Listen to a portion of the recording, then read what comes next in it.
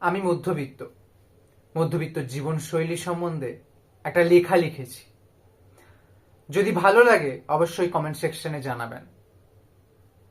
আমি মধ্যবিত্ত যুবক, আমি আশাবাদী।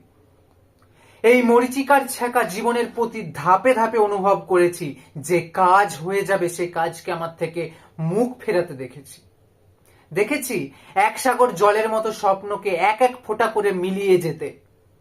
জীবনের পর্যায়গুলি আসে শিক্ষিত করার জন্য, আর আমি পেয়েছি জীবন্ত হারকে, একরাশ নিরাশাকে।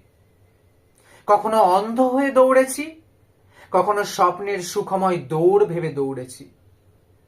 সফলতার আসনে উঠতে চেয়েও উঠতে পারিনি। সামনে এসেছে প্রশ্ন, শিক্ষাগত যোগ্যতা, কর্মদক্ষতা, দলে নবীনের জায়গা পেলেও সম্মানের বড়ই অভাব। আর একদল প্রবীণ যাদের মধ্যে পা চাটার সুদক্ষ কর্মশৈলী বিদ্যমান, তাদের জলজন্ত অভিশাপ লেগেছে আমার। পরিবারের প্রতিটি মানুষ যারা কঠোর পরিশ্রম করে আমাকে মানুষ করেছে, ঘুম, শান্তি, দায়িত্ব নেওয়ার ক্ষমতা যেন আমার এখনো হয়ে ওঠেনি।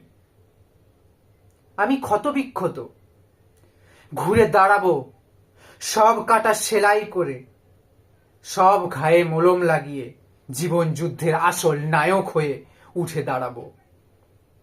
ইতিবাচক শক্তির আশায় করজোর সেই সর্বশক্তিমান ঈশ্বরের উদ্দেশ্যে আমি এক নবীন মুখ, নব সমাজ দেখতে আগ্রহী।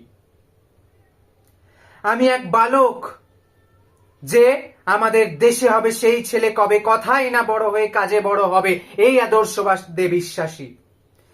আমি দীর্ঘ হারের পর সবার সাথে শেষ জয়ের জয়োচ্ছ্বাস দেখতে বিশ্বাসী। নমস্কার।